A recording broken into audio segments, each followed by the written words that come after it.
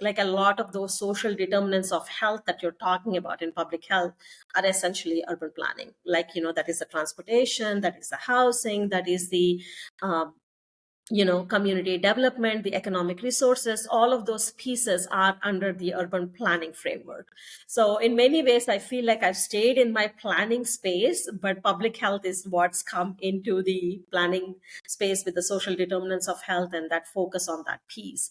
Because now there is more emphasis on, even the federal organizations are coming to realize that a lot of these health issues are kind of coming from this community challenges, because these communities have been abandoned or under resourced or under funded for so long, and then now we are seeing the impact of those underfunded and under resourced communities, and what it is, how it is impacting the health of the communities. Hey friends, welcome to Public Health Careers. I'm Amari Richards, founder of the Public Health Millennial and host of Public Health Careers. Join us as we dive deep into public health topics and career journeys. You'll hear diverse career stories and absorb professional development and career strategies to help you learn, navigate, and transform your public health journey. On today's episode, we have Dr. Deepika Andavarapu. Deepika is president of Deep Consultants, where their mission is to advance community-driven solutions for social change. Deepika is an equity-driven public health professional and planner with over 16 years of experience in public and philanthropic sectors working on various social issues. She's a strategic systems thinker, social justice warrior, DEI champion, and culturally responsive Equitable Evaluator. She conferred a Bachelor of Architecture at Jawaharlal Nehru Technological University, a Master of Public Administration at Florida State University, and a PhD in City, Urban, Community, and Regional Planning at the University of Cincinnati. In today's episode, you'll hear and learn more about the intersection between public health and urban planning, Deepika's journey as an Indian immigrant to the US and finding her path in public health, learning about the resilience that comes from one of India's biggest slums and how that translates to public health work, why academia is not always a welcoming space for women and how that shaped much of her entrepreneurial journey, as well as much more around culturally responsive equitable evaluation and much, much more. Be sure to hit that subscribe button and leave a review. Enjoy the episode. This is Dr. Deepika Andavarapu. I am a principal and CEO of Deep Consultants, and you're listening to Public Health Careers. Deepika, welcome to the show. I'm so excited to have you here. I know we spoke a little bit earlier in the year on the National Public Health Week panel, but I'm really excited to dig into your career and hear how you got all that expertise. Yes, I'm excited to have the conversation with you. Awesome. So jumping into it, how do you identify and tell us a little about your personal background? I use she and her pronouns. I am a woman of Indian ethnic background. I'm currently living in Cincinnati, Ohio, but I am an immigrant from India. Been here in US since 23 years. So I spent my majority of my adult life in US. So I'm excited.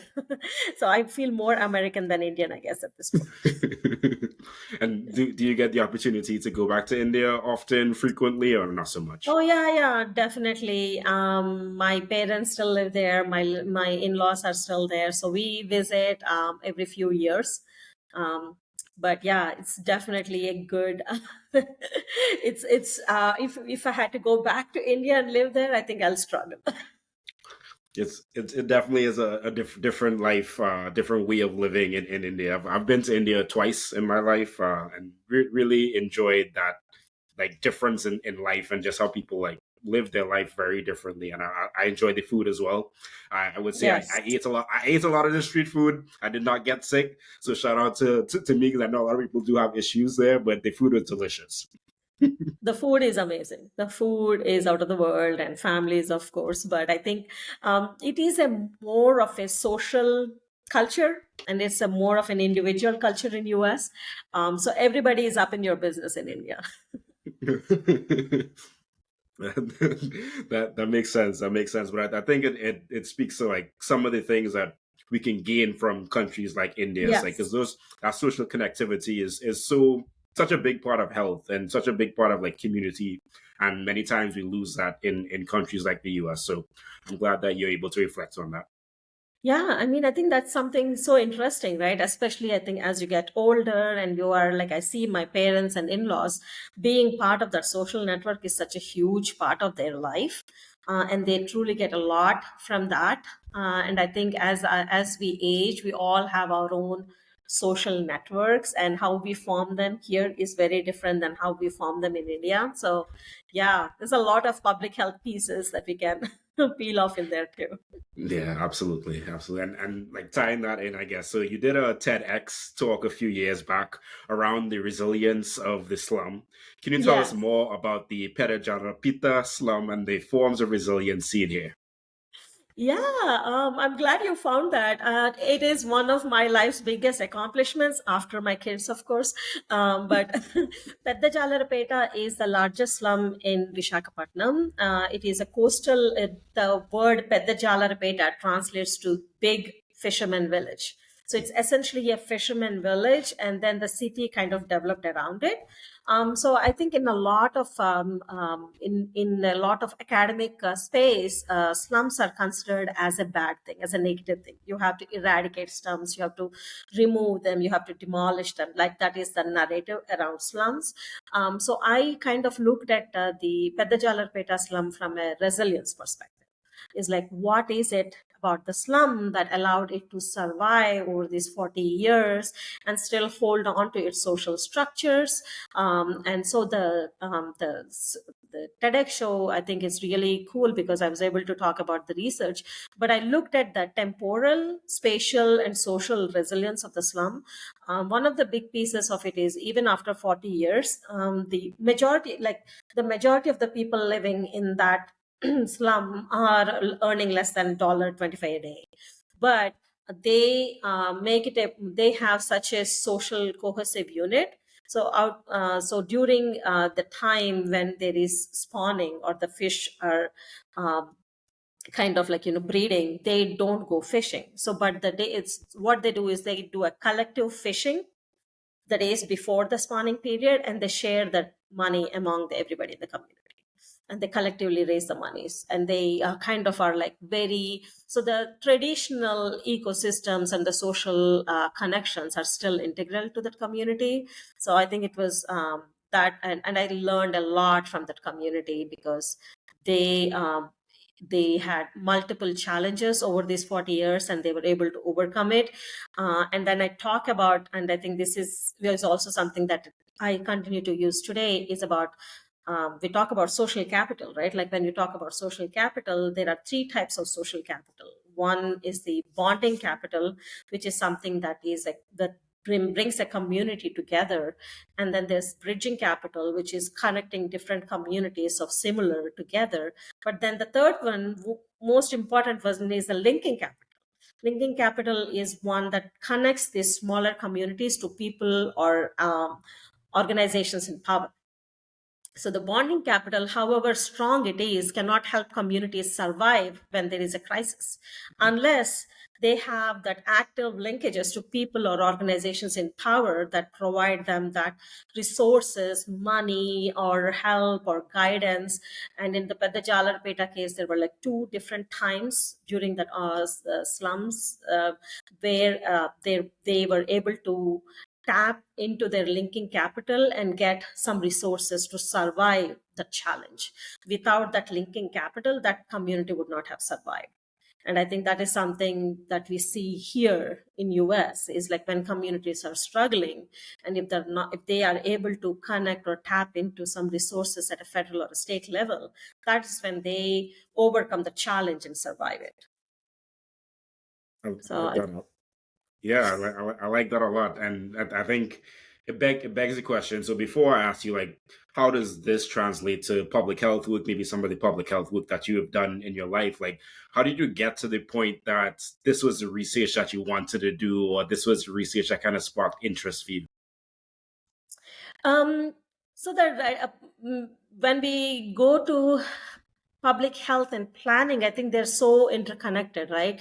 I've kind of think that the urban planning is one of those unique field where everything comes together. Like a lot of those social determinants of health that you're talking about in public health are essentially urban planning. Like, that is the transportation, that is the housing, that is the um, community development, the economic resources, all of those pieces are under the urban planning framework.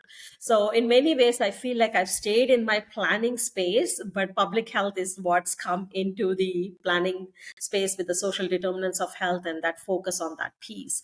Because now there is more emphasis on, even the federal organizations are coming to realize that a lot of these health issues are kind of coming from this community challenges, because these communities have been abandoned or under resourced or under funded for so long, and then now we are seeing the impact of those underfunded and under resourced communities, and what it is, how it is impacting the health of the communities.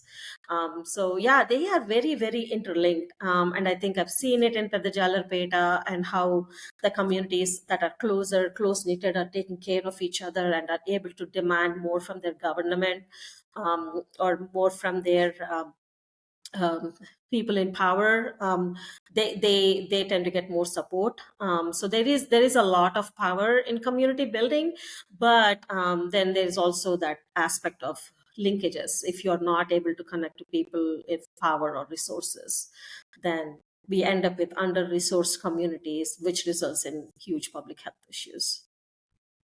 Right. And this was like a very hard through line in the National Public Health Week conversation that Yeah. we're having, just like how Yes. urban planning is just so linked to public health, to the environment that we're in, to how we interact with the environment, which causes a lot of the social Mm-hmm. challenges, the social benefits that come to certain Mm-hmm. communities. And we're talking just about how it's so important to have a public health lens, or to just think about how can we create equitable and healthy environments planning so that communities can really thrive. And I think back to like the meeting I just drove into before this conversation, is that they were city planners talking on a panel and talking about like food systems, and talking about Yes. how they play a role in the food inequities, and how do we Mm-hmm. create better systems, better planning, better communities Mm-hmm. where people can really access healthy and affordable food. And I think it's just good to know that like this urban planning public health is so vital. And I think Mm-hmm. it's good that we're having this conversation and continue to have the conversation, so that we are creating urban planners that are doing more health equity public health work. Mm-hmm. Yeah, and I think it's also important that we learn from what happened previously, right? Like, as if you look back in urban planning, we talk about some of those federal and state policies like redlining or blight, or like, or highways that were built and divided the communities. So those were all under the urban planning umbrella. But now we can see that those are the same communities. Those are the zip codes that have 20 years lower life expectancy than the zip codes that were not untouched by those highways.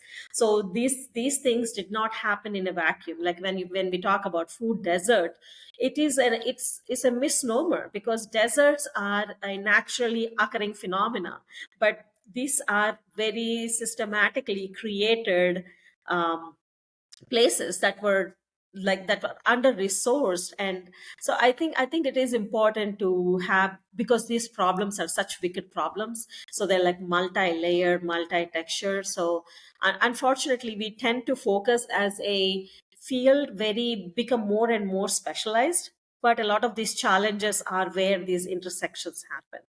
So I think if anything, we need to have more of these conversations and thoughts, which are at much level, like at a 40,000 feet level, looking at its intersectionalities.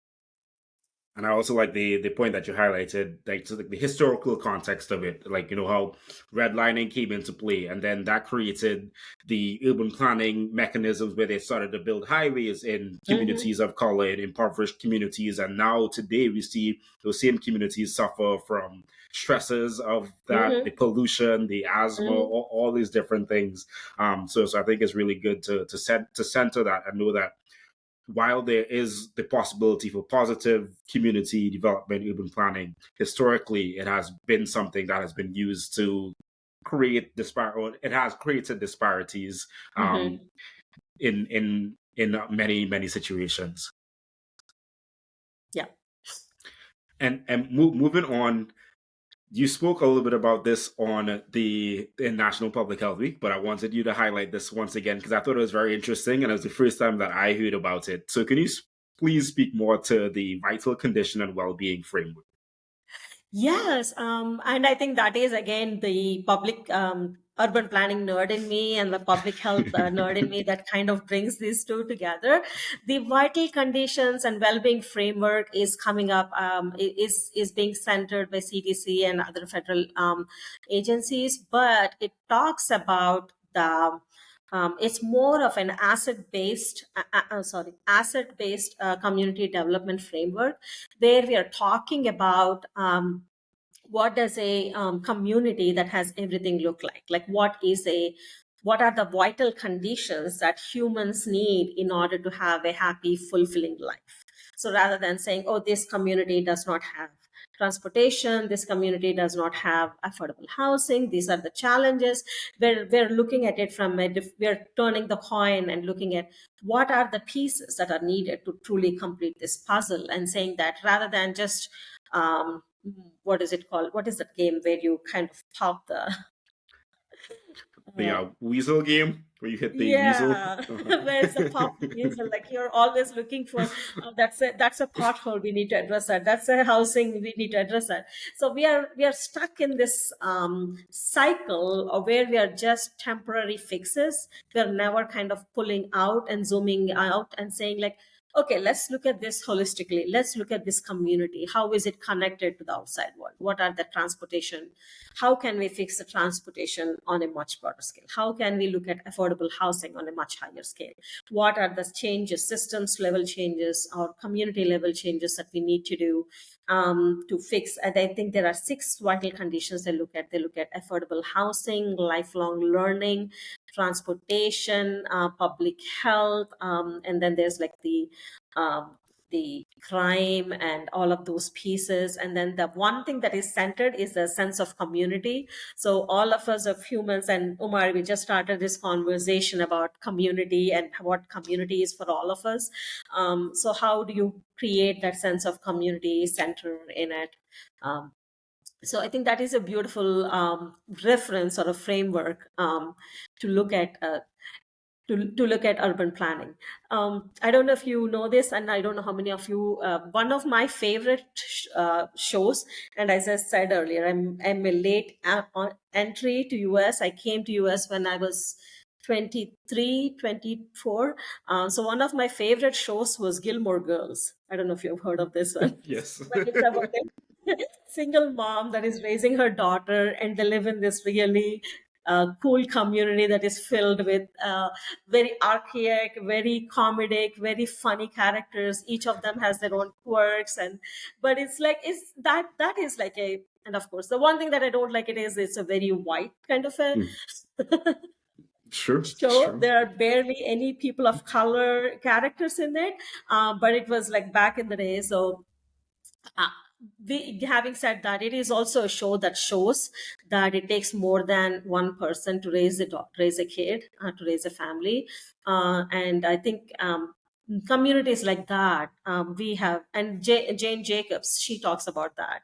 But those are the communities that we are striving to create, and we've kind of lost during this transition in our fix to trying to fix small things. We're forgetting about the holistic community. So I really like that vital conditions and well-being framework because it talks about a holistic community rather than public health, housing, transportation. Like all of those together are important.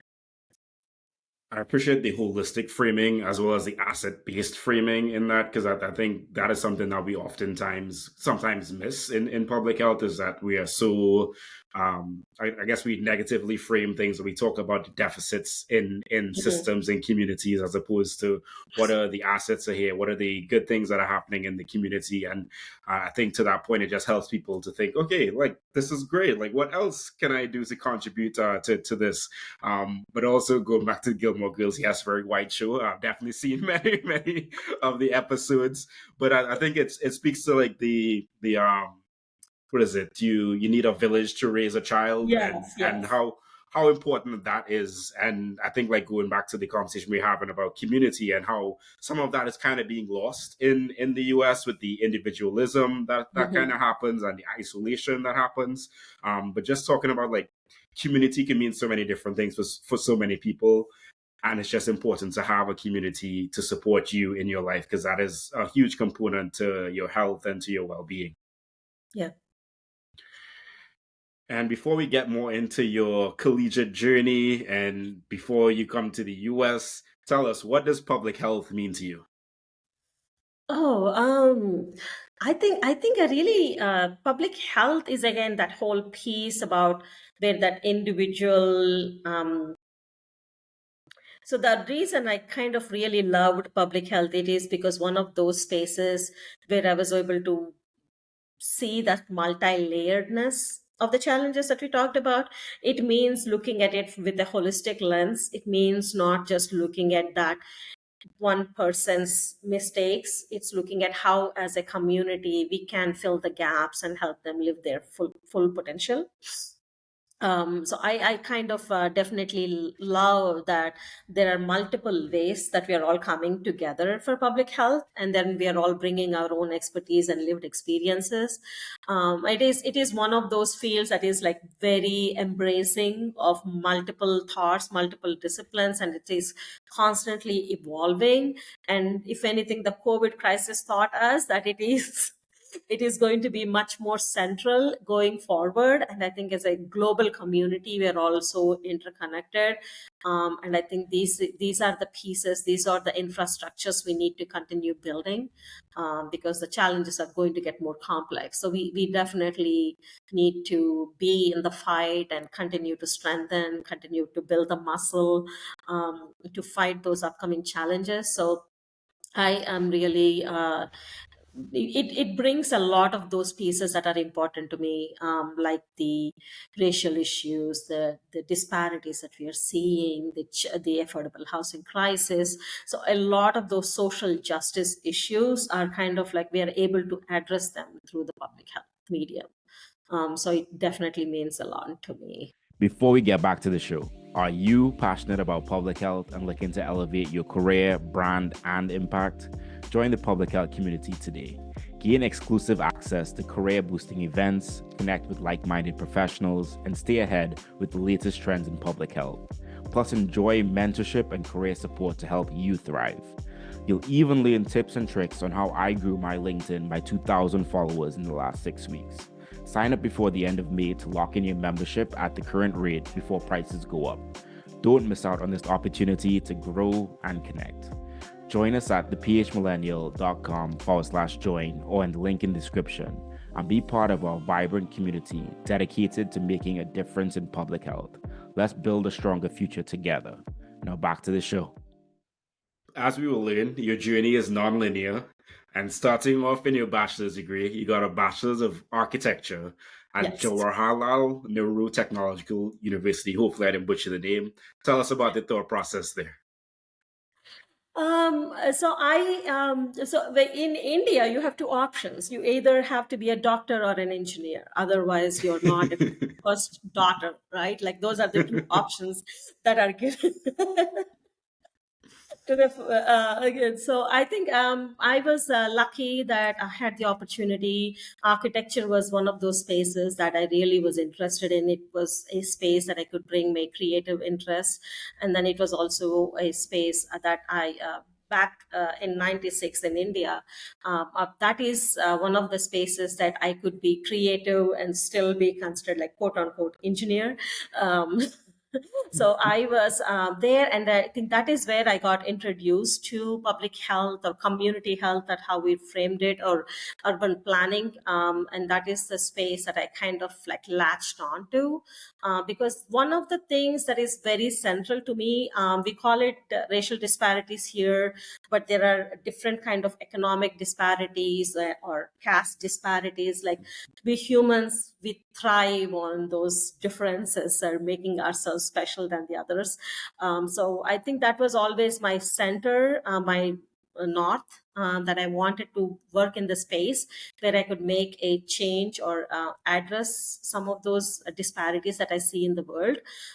So I think that is, when I was doing my bachelor's, that was one of the pieces that I really enjoyed, was doing urban planning. And then when I applied for masters in US, I focused primarily on applying in masters in urban planning. And then I got into University of Cincinnati, 2001. I think 2000 August 2001 was when I came to US.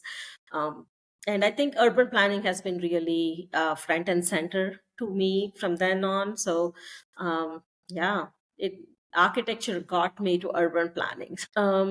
Yeah, I graduated. Do you want me to just tell the whole story, or take a pause there? Like we can take a pause because I did want to ask because you mentioned, like, firstly, thank you for raising up, like, we talk about like racial disparities here in the U.S. and realizing that in India there has been a caste system. Some people would say that it still exists today in Mm-hmm. in Oh invisible yeah. forms. Mm-hmm. Many, like, very similar to, I feel like, well, similar but different to how the Mm-hmm. social systems here in the US are, and how that is. And I remember reading, I think the book is called The Untouchables. I can't Yeah. remember who it was by, when I was a teenager, and really like reflecting on that. And for people that Yeah. don't know, You're back. You're back. Trinidad is half like Afro people from Africa and half like Mm-hmm. in Indian people. Yep.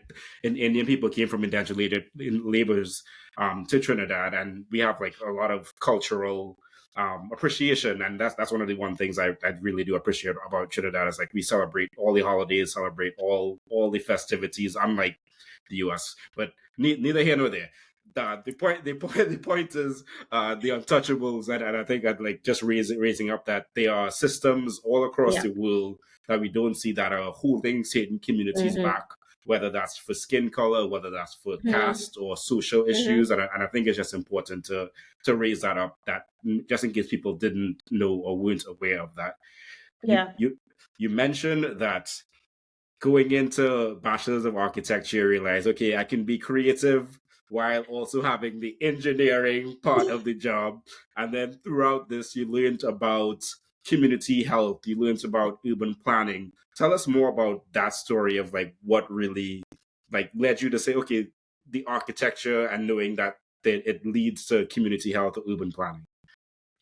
So I think what the piece about architecture is, there's a lot of details, right? Like, you think about the building and how it is located, and where are the windows, and what is going inside, what are the interior designs. But then there's pieces of architecture, urban planning. It looks at, like, how is the building situated in that street, and how is the street situated within that community. So there were, like, Lee Corbusier was the one that kind of designed Chandigarh. So there were like these amazing city plans that happened. Like, even we learned about the Paris, the city, how that was laid out, and how it was designed, and how it was created, how it separated the zoning differences. So it was really interesting for me, because while the building construction and the design, that was really intricate, I was very interested in that outside of how that building interacted with the street piece. It's like, how is the building created, how is it interacting with the community, how it is part of that city, what are the pieces that make it truly like it flows with the city, or how it is abruptly stopping the flow of the traffic, right? So I think that that piece of architecture really struck with me, because I was kind of interested in that.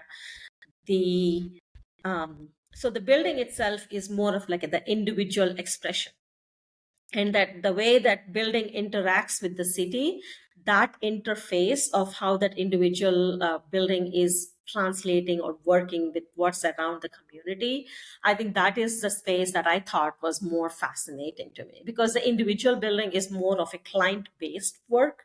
So you talk to the client, you work with them, you get their approval, they are the ones that are doing the final thing. But when you start working for the city, or when you're working with the community, that was, I thought, was more fascinating because I'm like, how, what are the aspects that are happening beyond that client, like how is that building interacting with that community? So that, in a way, I felt like that is the piece that I fit in better.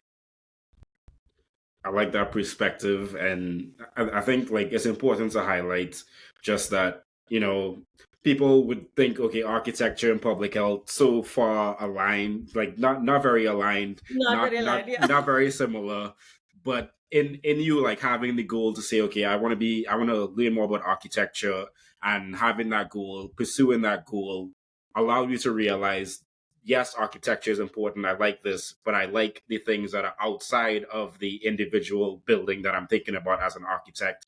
And then in doing that, learned about community health, about urban planning. And you spoke to coming to the US, you spoke to going to the University of Cincinnati, where you got your PhD in city and urban community and regional planning. But before you got there, you had internship, you had a few roles, and then you were the land use division chief at the city projects and senior planner at Tallahassee Leon County Planning Department. Tell us about that process to get in there. So this is like and then another immigrant journey. So a lot of immigrants probably will resonate with me. So when you come to US, when you are, especially like me, I came to US on something called an F1 visa, which is a student visa.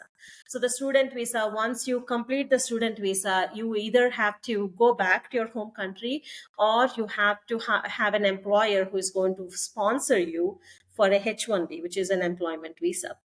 So and then so I was lucky that I got I had my own kind of I started off as a planning intern. I was an assistant planner, and then as a planner, and then a senior planner. So I worked across the country. I was in Ohio, I was in California, I was in Texas, and then I ended up in Florida. So, and by the time I was a land use division chief at Tallahassee Leon County Planning Department, and Tallahassee applied to become make me a for my green card, which is a permanent residency card, but they messed up my application. So so I, at that point, I was at my 6th year of a H1B visa, which is the maximum that you can have as an employee. So I, again, at that point, I was married, so I had two options. I could become a dependent to my husband, or I could and stay at home, or I could pursue a PhD. And I'm like, God forbid me. I would be a horrible person living. It's like nothing wrong with it. Like they are one of the most giving people in the world. Like, today, if a home maker has to make the money, they'll be making $200,000. Like, that is economic. I'm not kidding you not. That is not enough pay. But I was like, I'm not. I could not I felt like I could not give up on the career that I worked so hard to build. So, plus PhD was always something that I wanted to pursue. So I started my PhD in 2009, and 6 years later and 2 kids later, I finally graduated from urban planning. So I wanted to stay in academics. When I started PhD, I had all the intention of applying for tenure and becoming a professor. But once, if you are a female in academics and you have the audacity to have one kid, not one kid, but two kids, you're not serious enough. You're not serious enough. You're not serious about your career. You're not focused in your research. So you're not. So I had a lot of challenges and gender discrimination during my PhD, some of my professors left me midway, so I had to completely change the topic. But I graduated. Like some of them were like, "Oh yeah, you don't have to pursue it. You can leave it." Like hell yeah, I'm not. Hmm. So you have to persist and persevere. So I graduated with 3 publications, 3 book chapters, a TEDx talk. So I kind of like, I'm going to show you. But then I didn't want to be in academics. If that is the way that you treat students, and I, as being a young mom, I did not want those challenges. And again, that was another one of the things that was not unheard of at that point, because most of my colleagues, they either accepted academic positions, and I wanted to stay in Cincinnati because my husband was working here. So this is another good idea for your career prospects. Never take no for an answer. So I graduated and I networked the hell out of the community, and they created a new job for me. So I was a evaluation and research officer at Greater Cincinnati Foundation. They created the job for me. They opened the doors for me, and that was one of the spaces that I grew as an evaluation person in the public health space. And that gave me one of those very important skills that I was able to build into a business today. Um, so yeah, I think that is the reoccurring theme in my story. Is you'll always have those challenges, and I think no matter how far you go, you'll still have one or the other form of challenges, be it the immigration, gender discrimination, or whatever, and you just have to stick with it. Yeah, well, firstly, I'm sorry that that is happening to you, and I'd imagine happening to other women out there as well. That is very, very disgraceful in many ways, especially when you're someone that is committed and wanted to be in academia and wanted to contribute to that, but the way that people, schools showed up and treated you just kind of like dissuaded you from that.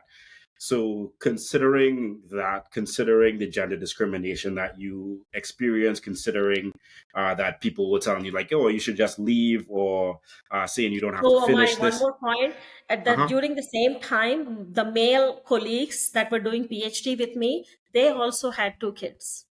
Mm. Nobody questioned their dedication or commitment.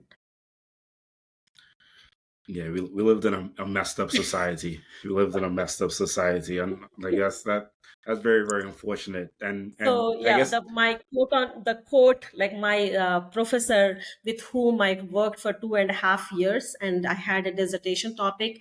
I authored articles for him. His quote unquote last words to me were, "You have other priorities, obviously."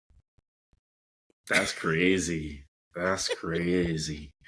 Wow. So like I want to ask, like, so like in that moment and in all those other moments of people like kind of speaking down to you, speaking like trying to make you stop, trying to tell you that you are not prioritizing this when you are, and like life doesn't mean you have to prioritize like one thing isn't just the only thing that's important. There are many things in this, and like I think a family is one of the biggest things and Mhm. most important things in everyone, and it should be in everyone's life. Yeah. How did you deal with that and like decide to continue to pursue and complete your PhD? I mean, I definitely have to thank the family. I think I mean, there's a saying, if for every successful man, you have to look behind, there's a woman behind him. But I think if a woman has to succeed, I think she not only needs her man, she needs her entire family behind her. Like, because my parents, my in-laws, my husband, they were all the ones that were cheering on for me, that were committed and that stuck with me and said like, we believe in you, we trust in you, we know you can do this." And I know it was like a huge challenge, right? Like, because I was doing my PhD, my husband was doing his fellowship, which is again another sort of a huge I think it's one of those worst of the worst. After residency, you have to do his fellowship, which is again like hundreds of hours of training. So I was actually essentially a single parent of 2 toddlers doing my PhD. So I think it was you definitely have to have perseverance, but then you also need um, you need your family support. So, but then I just wanted to show them that I can do it. I mean, like, you cannot tell me I can't do it. Like, I think if there is a way to push women forward, it's just to tell them that they can't do it and then show you how it can be done. I Especially the first doctors, like, don't ever tell them that they can't do it. Like,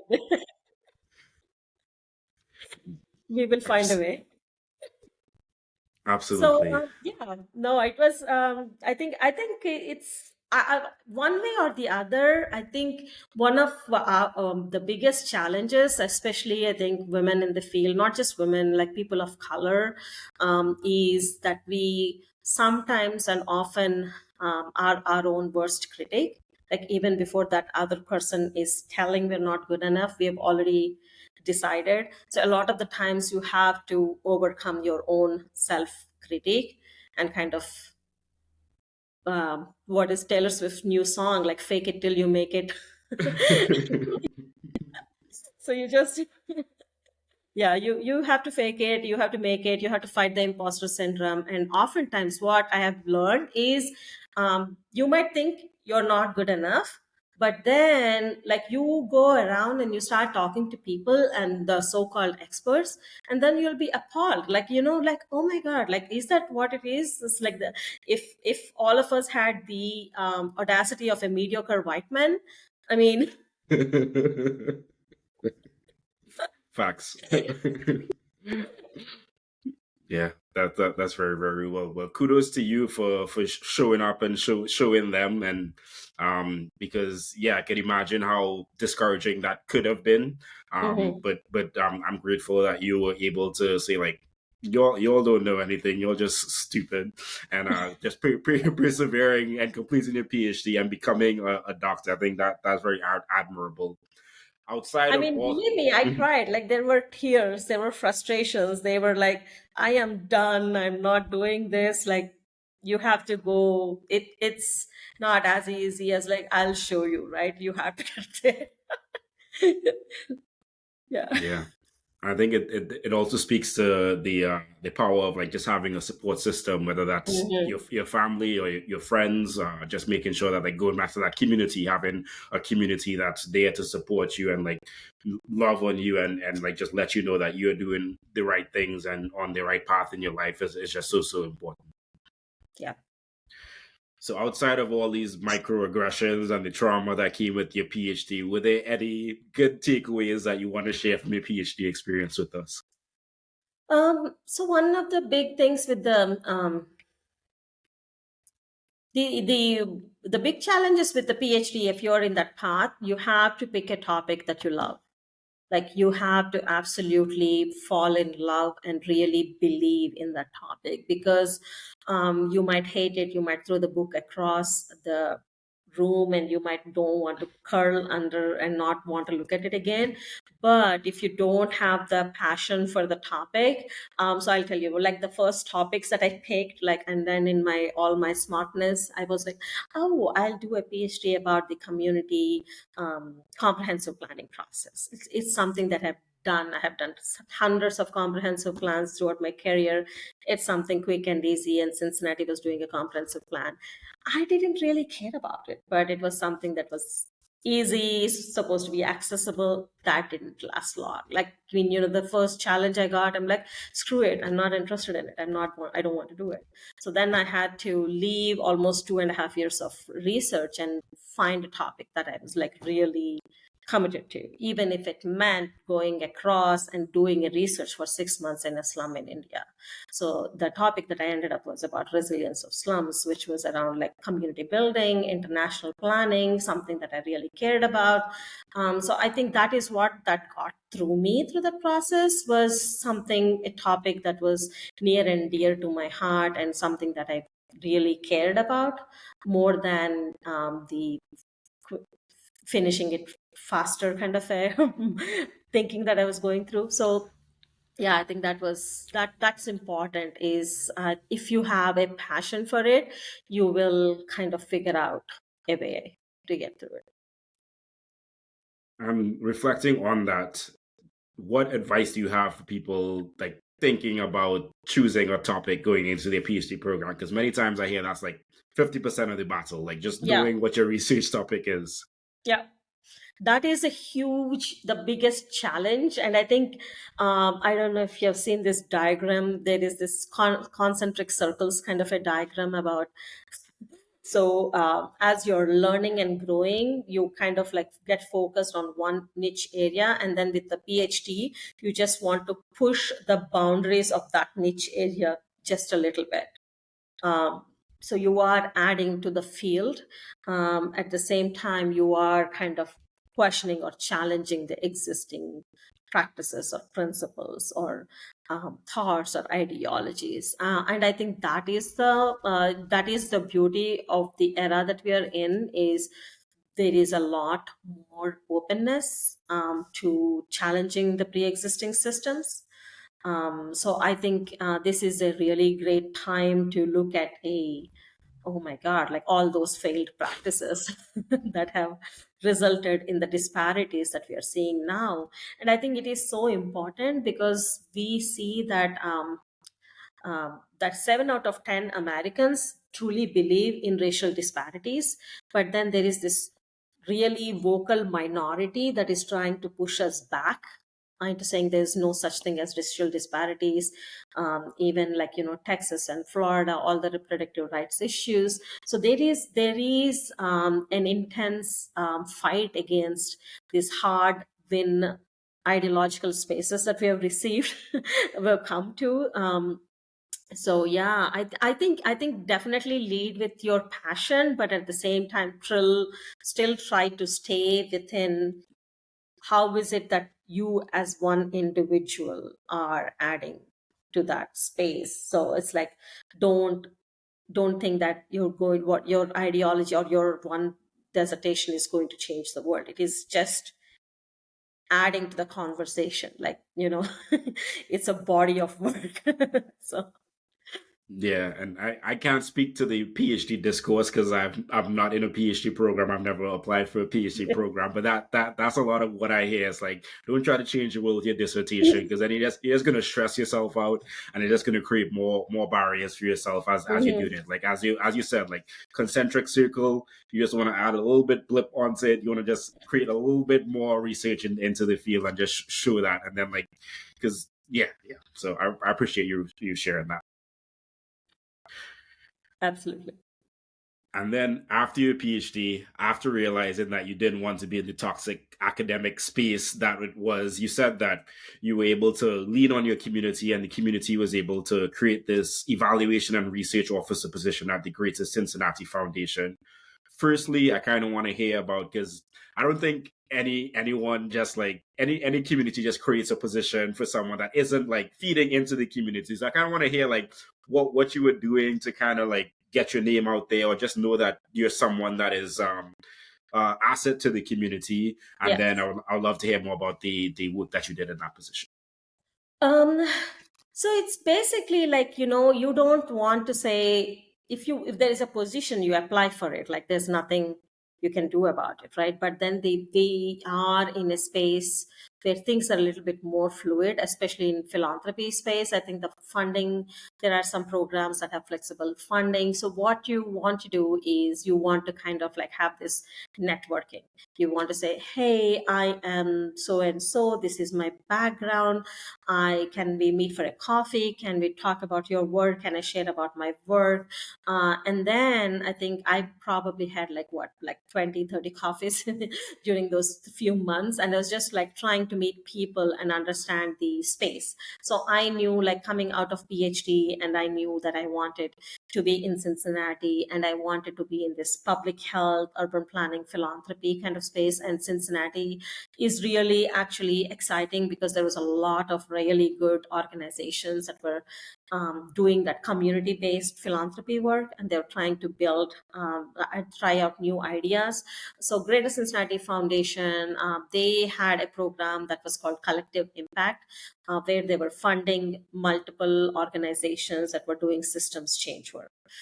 So the collective impact idea was that like if somebody is doing housing, somebody is doing transportation, somebody is doing public health, they all need to come together and at least talk through collaboratively or how they are working together.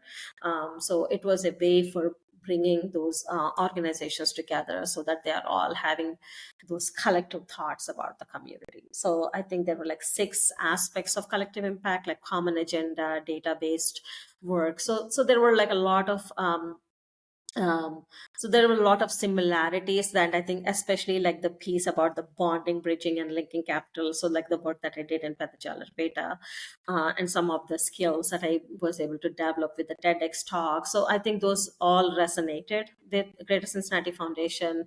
They thought that I had like the theoretical and the practical knowledge about the community, about this framework, and they wanted somebody to kind of like think about how do you evaluate this systems change work, because this work was at a such high level, so it was not like a programmatic funding.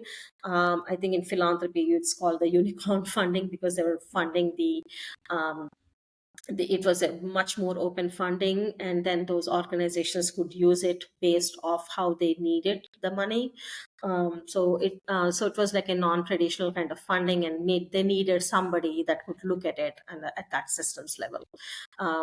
So you never know what's out there, what's available. So you just have to. And then GCF was also trying to look into. So at that point, Cincinnati has an affordable housing shortage. We were like 20,000 units shortage in affordable housing. So that was a space that they wanted to grow, and that was another capacity that I was bringing to the table. In some ways, they, although they did not have a clear job description, they had a job description, they were looking for somebody, but they never found the right person, and I think they gave up on it. And then when I had the meeting with the GCF person, they're like, oh yeah, like, you know what, this might work out, because this is a unique space, and this is where we want to grow as an organization. So I think that really worked out well.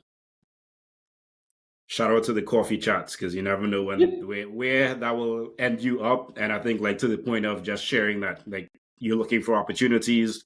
These are the things that you can provide, because you never know what people are trying to look for in positions, or who they can connect you to, or organizations that they could connect you to as well. Yeah. Were you going to say So something? there was another transition, I think, after that. That was also kind of interesting. Again, another of my immigration stories.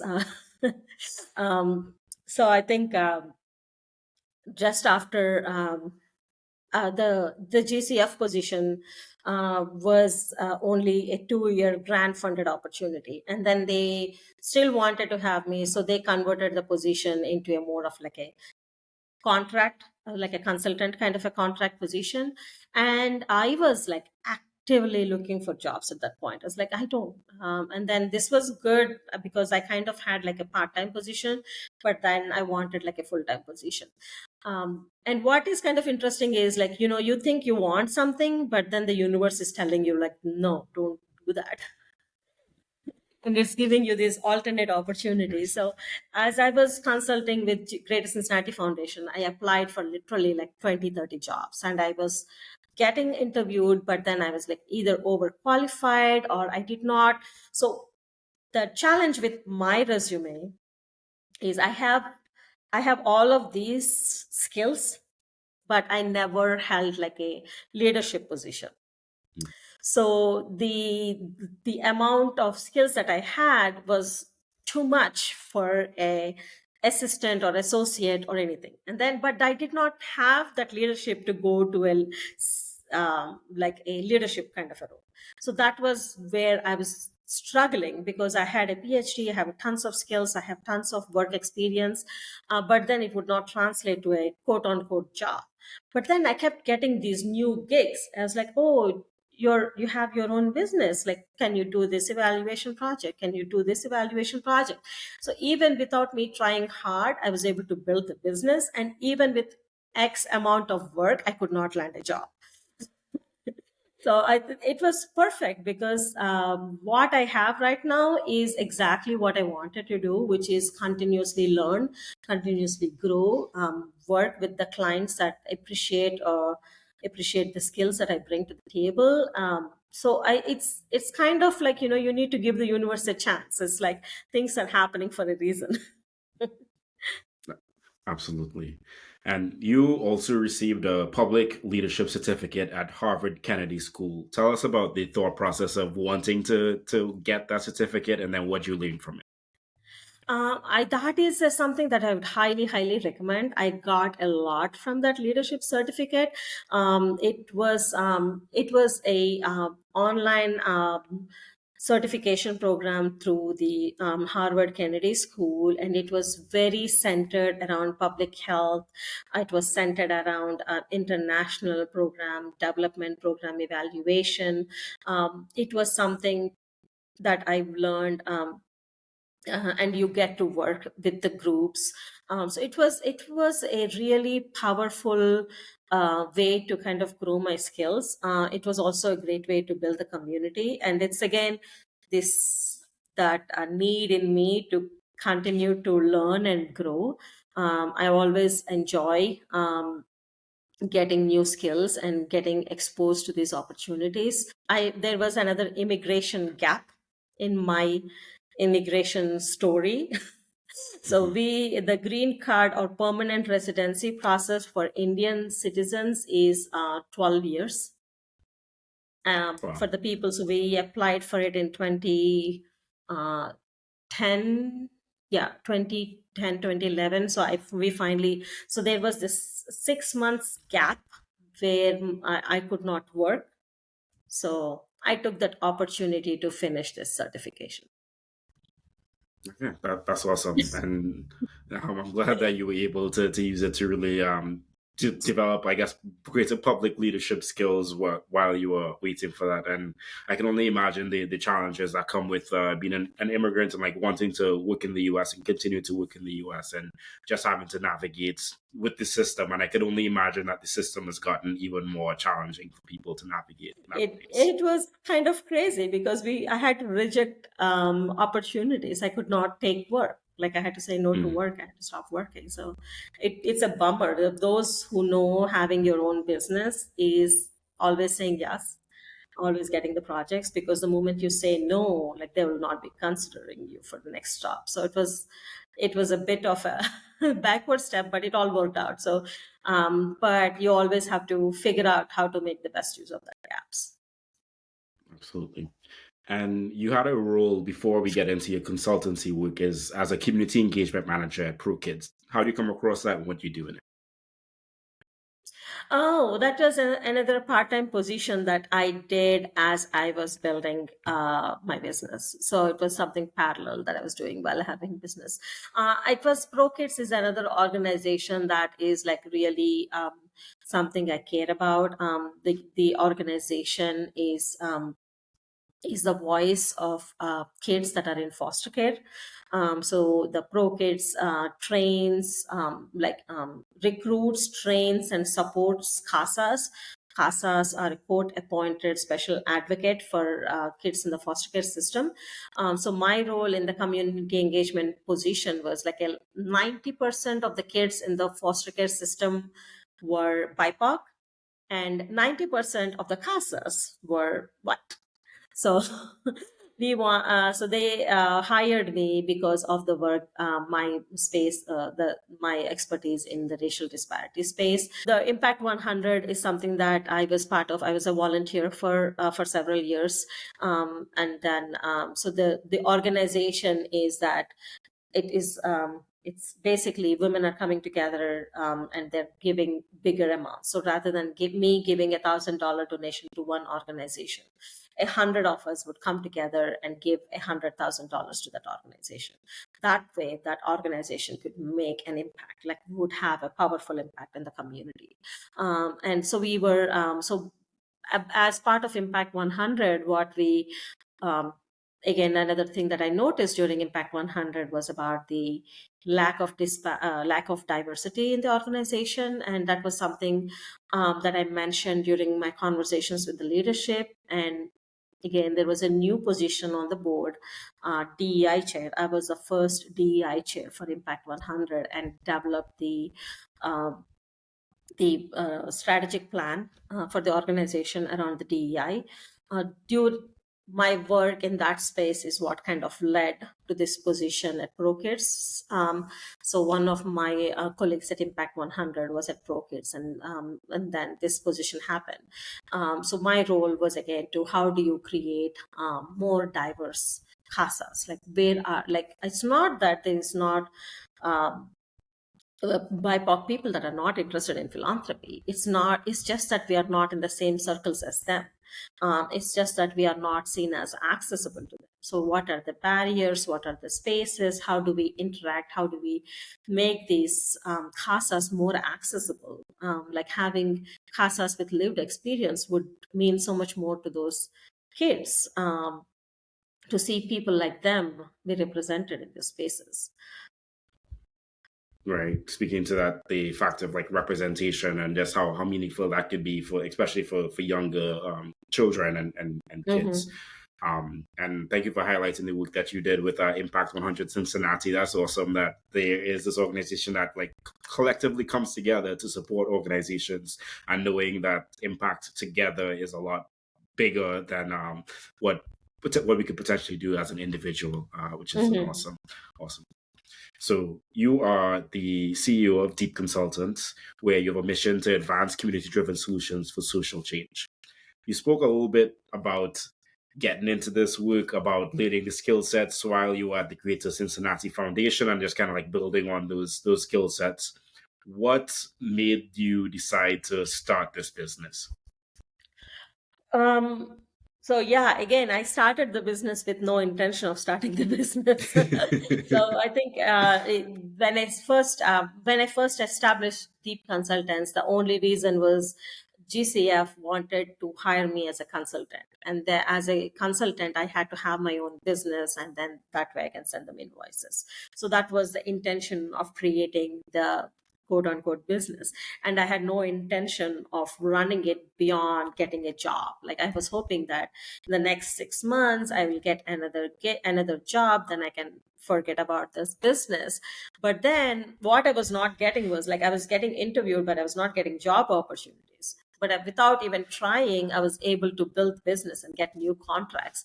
And as I was seeing that my skill set, like, having a PhD, having done this work in the community, having even my volunteer with Impact 100, or the focus on racial disparities, all of that resonated better as a consultant. All the things that were kind of like seen as like over um, uh, like all the things that were seen as not necessarily seen as a good fit for a job, but actually good fit for a consultant.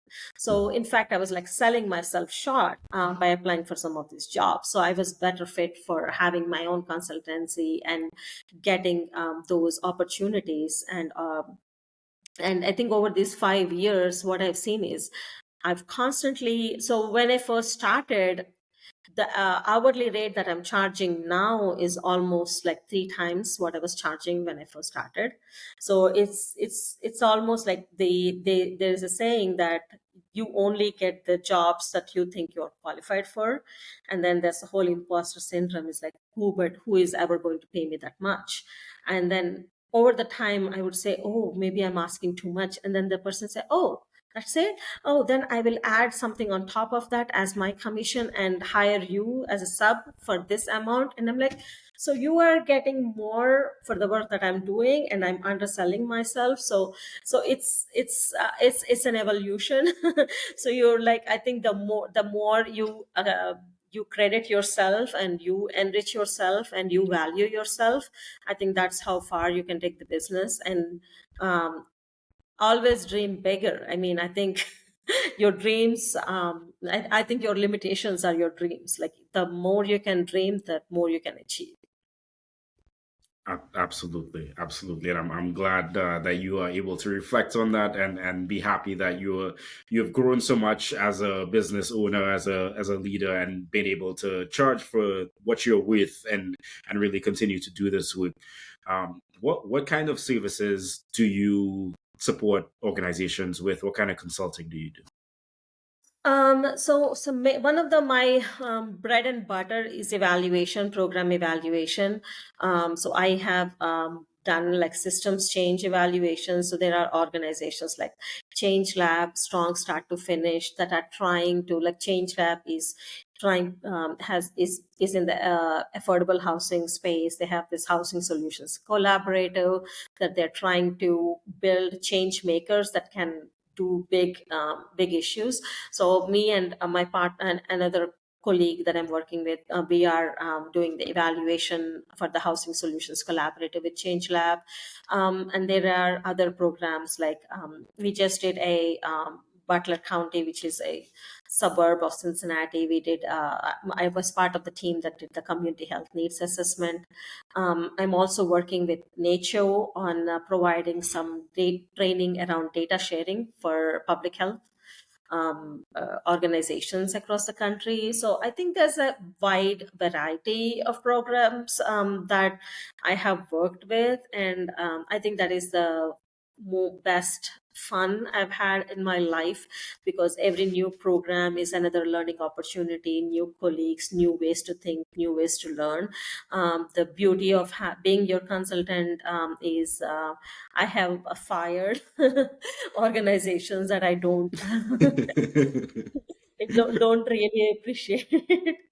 So there was some organizations where they wanted us to evaluate the community health workers, and my evaluation is centered in something called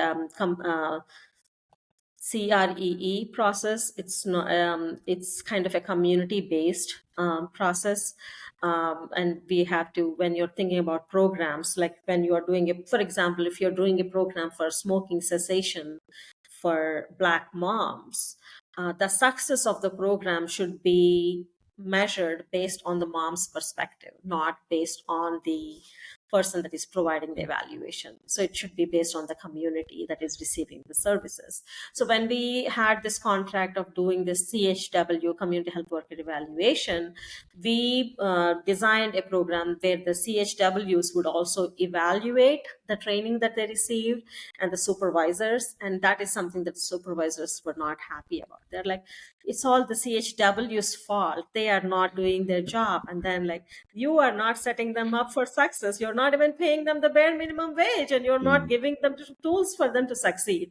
So, and how will it improve the program if they are not part of the solution? Like, you just want somebody to blame the CHWs, like, then I'm not the person to do the job. So, so I think that is the beauty of having, I mean, of course, like, thankfully, like, I'm in a position where I have the privilege of saying that I have the success and I have the support of my family, that I'm able to say that does not suit with my principles or my perfect north, and therefore not everybody's in the same position, but a lot of the times, that having my own business gave me that audacity to say that, like, I can. Yeah, fire those clients that don't align. I Yeah, support like, that. I'd screw you. You're not paying me enough to do this. Right, right, and I also love you mentioning the that CRE evaluation framework, and just like changing the perspective, because like to the point of supervisors shouldn't be getting upset if they're actually doing the things that are needed to be done to ensure that the program or the training is a success. So I love that framing of who are we trying to what's the outcome we're trying to do? Who are the people that we're trying to get the best outcome for? Let's let them be part of driving that evaluation, and having their voice be a part of that. So I appreciate you sharing that. Oh, I also have to mention it's the full form is culturally responsive, equitable evaluation practice, and there are a little over 100 evaluators that have that certificate in US, and it is this through this program is called Expanding the Bench, where they're trying to. So if any of your people that are listening are interested in that, I'm more than happy to talk to them about it. It's a great organization. They provide training for CRE, and they want to encourage more BIPOC evaluators to come into the field and expand the field. So I can email you the links to that if you want to add it to this. But yeah. Yeah, please do. I appreciate you raising that up. And as you heard, Deepika is giving you permission to reach out to you and ask you questions about that. So definitely do that if you're interested in learning more about that. And I feel like I don't want to miss the opportunity as well, because you did share that you started your consulting and now you've increased your hourly rate 3 times. What advice do you have to someone that is starting out in consulting to maybe like price themselves effectively, or how should they be thinking about that? Coffee chats, networking. Mm. That's the game. Like, you have to collaborate. Like, I think I am what I'm calling myself a solopreneur. Like, I'm a one woman shop. Like, I don't have like a huge business. I don't have many people, but I have people that I constantly work with, like that I align with. So it is a huge kind of like a collaborative experience. And we are all always helping each other out. We are competing sometimes, but at the same time, we're collaborating a lot of the time. So, um, and I think you have to, and many of us are like constantly helping each other out. I think when you're starting off, it's probably better to start off with working with somebody that has been in the business and learning the ropes, and then kind of figuring out what the hourly rate is. Sometimes there is no hourly rate. Sometimes you take a project, although it's a price cut because you really love the process. So there are some programs that I'm like, I'll pay you back to be part of that. So some things you do out of the love, and sometimes like, yeah, they can pay me. So sometimes we can. So it's truly a passion kind of a space. So yeah, definitely building your network. And there is another organization that I would like to lift up at this space. It's called V Public Health, WE. It's called Women Entrepreneurs Public Health, and it's run through this amazing person, Jennifer. Yeah, you'd probably know her. I So yeah. interviewed her. By the time this interview goes out, people have probably seen her interview as well. Oh yeah, yeah, yeah. She's phenomenal. So I think that is so there's a lot of that building together kind of going on in this space. So we are all working much more collaboratively. So yeah.